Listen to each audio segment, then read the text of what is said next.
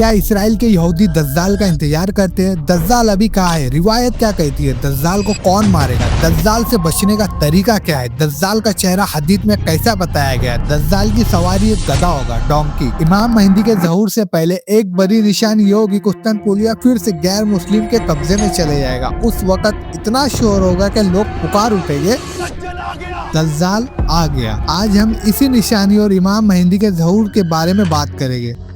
السلام علیکم ورحمۃ اللہ وبرکاتہ۔ آج ہم قیامت کی بڑی نشانی امام مہدی اور دجال کے بارے میں بات کریں گے۔ آج کے دور میں دنیا بہت بے چین نظر آتی ہے، کافی جگہوں پر جنگ اور تنازع چل رہا ہے۔ اس وجہ سے بہت سے لوگ سوچتے ہیں کیا دنیا آخر جا کس طرف رہی ہے اور کیا وہ وقت قریب آ چکا ہے جس کا ذکر حدیث میں ملتا ہے۔ اس سلسلے میں ایک بزرگ عالم کا ذکر آتا ہے، سید اعلی حضرت مولانا احمد رضا خان۔ انہوں نے ہمیشہ اس بات پر زور دیا ہے آخر زمانے میں اسلام پھر سے انصاف اور حق کے ساتھ قائم ہوگا، امام مہدی کے طریقے پر ہوگی، جسے صلی اللہ تعالی علیہ وسلم کی حکومت نبی خلافت رشیدہ جیسی حکومت کہا گیا ہے۔ لیکن امام مہدی کے ظہور سے پہلے دنیا کا حال بہت بدل چکا ہوگا۔ زمین ظلم اور ناانصافی سے بھر چکی ہوگی، لوگ دنیا کی آسانی اور آرام میں گم ہو جائیں گے، وقت بھی بہت تیزی سے گزرنے لگے گا۔ حدیث میں آتا ہے کہ اس وقت سال مہینے جیسا ہوگا، مہینے ہفتے جیسا اور ہفتہ دن جیسے محسوس ہوگا۔ اس دور میں صرف مکہ اور مدینہ اسلام کا مضبوط مرکز رہے گا۔ بہت سے روحانی لوگ اور بزرگ وہاں جمع ہو گئے۔ پھر ایک دن رمضان کے مہینے میں کعبہ کے پاس ایک اہم واقعہ ہوگا۔ اس وقت امام مہدی کی عمر قریباً 40 سال ہوگی۔ روحانی لوگ انہیں پہچان لیں گے، ان سے بیعت کرنے کی درخواست کریں گے، لیکن امام مہدی پہلے اس ذمہ داری کو قبول کرنے سے انکار کرے گے۔ پھر ایک غیبی آواز سنائی دے گی، یہ اللہ کے خلیفہ مہدی ہے، ان کی بات سنو اور ان کی اطاعت کرو۔ اس کے بعد لوگ ان کے ہاتھ پر بیعت کریں گے، پھر ایک جماعت ان کے ساتھ سیریا کی طرف روانہ ہوگی۔ اس دوران لوگوں میں ایک افواہ پھیل جائے گی کہ دجال آ گیا، لیکن پہلے یہ خبر جھوٹی ہوگی، شیطان کا ولولہ ہوگا، بعد میں یہ حقیقی دجال کا ظہور ہوگا۔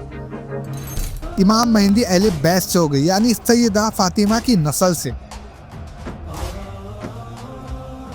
ان کی شخصیت اور شکل کے بارے میں بھی روایت میں ملتا ہے، ان کی ناک پتلی اور بلند ہوگی، پیشانی روشن ہوگی اور رنگ عرب جیسا ہوگا۔ ان کے جسم پر ایک نشانی ہوگی، گال پہ تل جیسا، لیکن سب سے بڑی بات ان کا اخلاق اور کردار ہوگا۔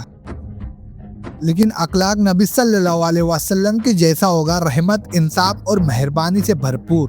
روایت میں کچھ عجیب نشانیوں کا بھی ذکر ملتا ہے، کبھی بادل ان کے سر پہ سایہ کرتے ہوئے رہے گے اور آواز ان کی طرف اشارہ کرے گی، کبھی سوکھی زمین میں سب گھاس اور درخت اگنے لگے گے۔ اگر کوئی نشانی مانگے تو وہ پرندوں کی طرف اشارہ کرے گی اور پرندے ان کی انگلی پر آ کر بیٹھ جائیں گے۔ اسی دور میں فیرت کا دریا پھٹ جائے گا اور اس میں سے سونا ظاہر ہوگا، زمین اپنے خزانے باہر نکالنے لگے گی۔ حدیث کا وعدہ ہے کہ اس وقت زمین انصاف سے بھر جائے گی، بالکل اسی طرح جیسے پہلے ظلم سے بھری ہوئی۔ لوگوں کے دلوں میں سکون اور امن پیدا ہوگا۔ امام مہدی کے ساتھ ایک خاص جماعت ہوگی، ان کی تعداد قریباً 1313 لوگ ہوگے، بالکل غزوہ بدر کی مجاہدین کی تعداد جیسی۔ امام مہدی کے ظہور سے پہلے کچھ اور اشارات بھی ظاہر ہوگے۔ اس نشانی فیرت کا دریا اور سونا۔ ایک اور عجیب واقعہ رمضان میں ہوگا، جہاں چاند اور سورج کے بارے میں غیر معمولی علامت کا ذکر ملتا ہے۔ کچھ روایتوں میں مشرق سے کئی راتوں تک آگ اور زمین کا ہلچل کا بھی ذکر آیا ہے، اللہ اکبر۔ لیکن سب سے بڑی نشانی یہ ہوگی، قسطنطنیہ یعنی آج کا استنبول پھر سے غیر مسلموں کو قبضے میں چلے جائے گا۔ پھر امام مہدی اپنی جماعت کے ساتھ وہاں پہنچ کر اس شہر کو دوبارہ فتح کریں گے۔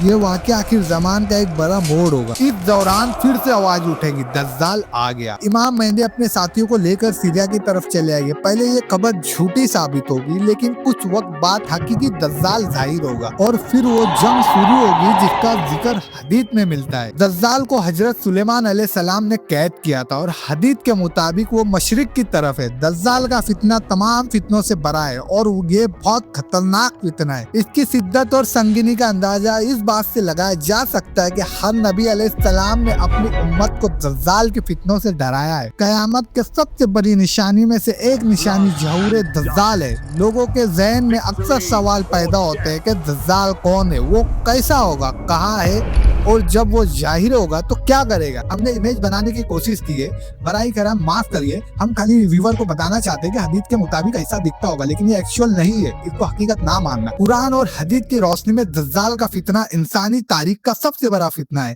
اللہ تعالیٰ قرآن میں فرماتا ہے، بسم اللہ الرحمن الرحیم میں، کچھ لوگ ایسے ہیں جو صدقہ کی تسکین پر اعتراض کرتے ہیں، اگر انہیں کچھ مل جائے تو خوش ہو جاتے ہیں اور اگر نہ ملے تو ناراض ہو جاتے ہیں۔ علماء فرماتے ہیں کہ یہ آیت ذوالقواسرہ تیمیمی کے بارے میں نازل ہوئے۔ اس شخص کا نام ہے قرقز بن زبیر تھا اور یہ خوارج کا بنیادی شخص تھا۔ غنیمت کا ایک مرتبہ رسول اللہ صلی اللہ علیہ وسلم مال تقسیم کر رہے تھے تو اس شخص نے کہا، یا رسول اللہ عدل کیجیے۔ نبی کریم نے فرمایا، اگر میں عدل نہ کروں تو پھر کون عدل کرے گا؟ حضرت عمر رضی اللہ تعالیٰ عنہ نے عرض کیا، مجھے اجازت دے میں اس منافق کو قتل کر دوں، لیکن نبی کریم نے فرمایا، اسے چھوڑ دو، ان کے کچھ ساتھی ہوگے، تم اپنی نمازوں کو ان کی نمازوں کے مقابلے میں کم سمجھو گے اور اپنے روزوں کو ان کے روزوں کے مقابلے میں کم سمجھو گے۔ وہ قرآن پڑھے گے لیکن ان کے حلق سے نیچے نہیں اترے گا، وہ دین سے اس طرح نکل جائے گے جیسے تیر شکاری کے بان سے نکل جاتا ہے۔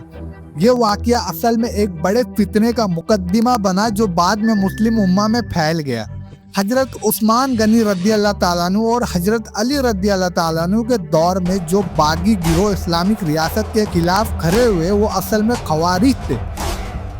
یہ واقعہ بہت پرانے سے شروع ہوتا ہے، جب حضرت معاویہ رضی اللہ تعالیٰ عنہ حضرت علی رضی اللہ تعالیٰ عنہ کے بیچ میں بحث چھڑی تھی، جب یہ خوارج پیدا ہوئے تھے۔ جنگ صفین کے بعد جب تقسیم کا فیصلہ ہوا، خوارج نے حضرت علی رضی اللہ تعالیٰ عنہ کا ساتھ چھوڑ دیا اور انہیں کافر تک کہہ دیا، معاذ اللہ۔ انہوں نے اپنا باغی گروہ بنا لیا اور حضرت علی رضی اللہ تعالیٰ عنہ مسلم امہ کے خلاف جنگ کرنے لگے۔ حضرت علی رضی اللہ تعالیٰ عنہ نے صحابہ کے لشکر کے ساتھ خوارج کے خلاف جنگ کی اور انہیں شکست دی۔ جب جنگ ختم ہوئی تو حضرت علی رضی اللہ تعالیٰ عنہ نے فرمایا، ان کا ایک خاص آدمی اس کو تلاش کرو جس کے جسم پر عجیب نشانی ہوگی۔ بعد میں اس کا جسم ملا، اس کے بازو پر عورت کے تن جیسا نشانی تھی۔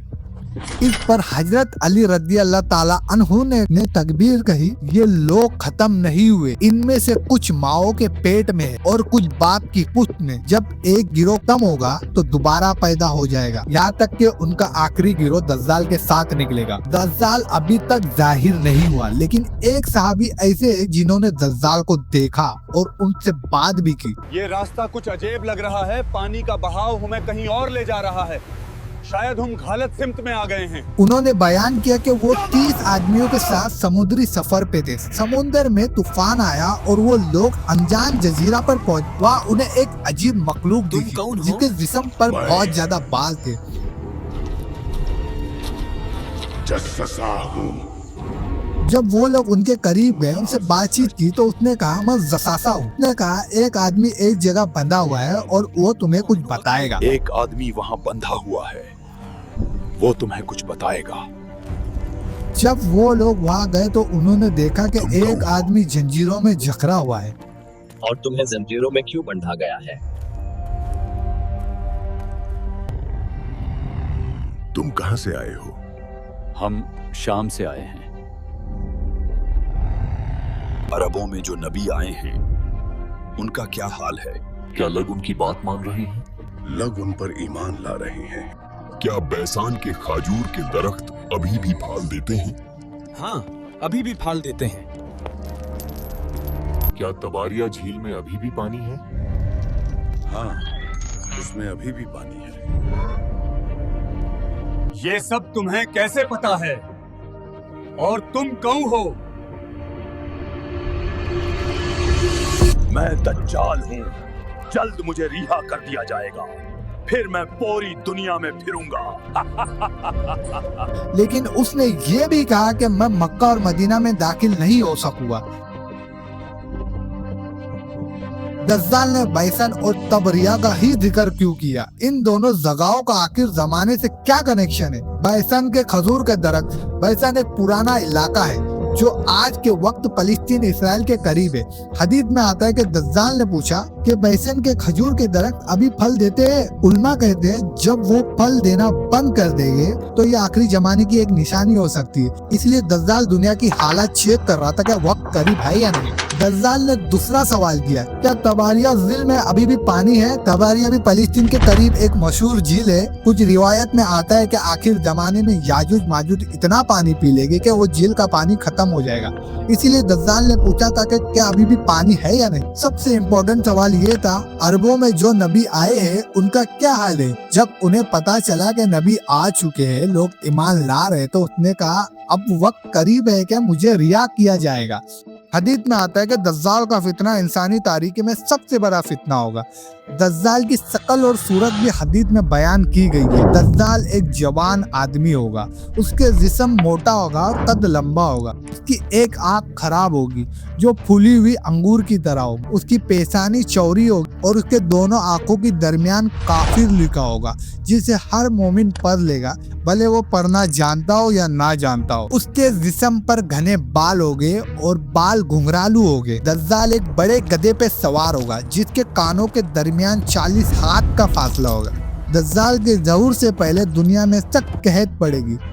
3 साल तक बारिश कम होती जाएगी। पहले साल एक हिस्सा बारिश रुक जाएगी, दूसरे साल 2 हिस्से की बारिश रुक जाएगी, तीसरे साल बिल्कुल बारिश नहीं होगी। जमीन पर कोई सब्ज चीज नहीं उगेगी। लोग भूख और तंग दस्ती में मुब्तला हो जाएंगे। इस हालात में दज्जाल मशरिक की तरफ से पहन या कुरासन के इलाके से जाहिर होगा।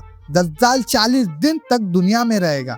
एक दिन एक साल जैसा होगा, एक दिन एक महीने जैसा होगा, एक दिन एक हफ्ते जैसा होगा और बाकी दिन आम दिनों जैसे होंगे। दज्जाल पूरी दुनिया का सफर कर लेगा लेकिन मक्का और मदीना में दाखिल नहीं हो सकेगा। उसके साथ झूठी करामत जैसी चीजें होगी, उसके साथ रोटियों के पहाड़ होंगे क्योंकि लोग भूख से तरस रहे होंगे। उसके पास जन्नत और दोजख जैसी चीजें होगी। जो उस पर ईमान लाएंगे वो उसकी जन्नत में जाएंगे और जो इनकार करेंगे वो उसकी दोजख में चले जाएंगे। लेकिन असल में जो उसकी जन्नत दोजख होगी और उसकी दोजख जन्नत होगी। दज्जाल जमीन से खजाने निकालने का हुक्म देगा और खजाने उसके पीछे चलेंगे। उसके साथ 70,000 यहूदी होंगे और 13,000 यहूदी औरत होगी। उसके फितनों की वजह से मोमिन बहुत परेशान होंगे। आखिरकार हजरत ईसा अलैहिस्सलाम आसमान से नाजिल होंगे।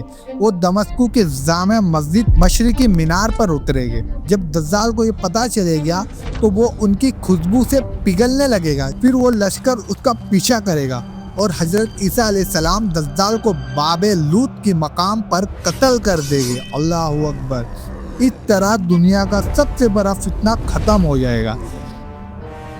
रसूल अल्लाह सल्लल्लाहु अलैहि वसल्लम ने हमें दज्जाल के फितने से बचने का तरीका भी बताया। पहली 10 आयतें याद करना दज्जाल के फितने से हिफाजत का सबब बनेगी और अल्लाह से दज्जाल के फितने से फना मांगनी चाहिए। Hope you like this video. अगर वीडियो अच्छी लगी है तो कमेंट में जरूर बताना, लाइक सब्सक्राइब भी कर देना ताकि मैं मोटिवेट हो सकूं और वीडियो ऐसी बनाने के लिए।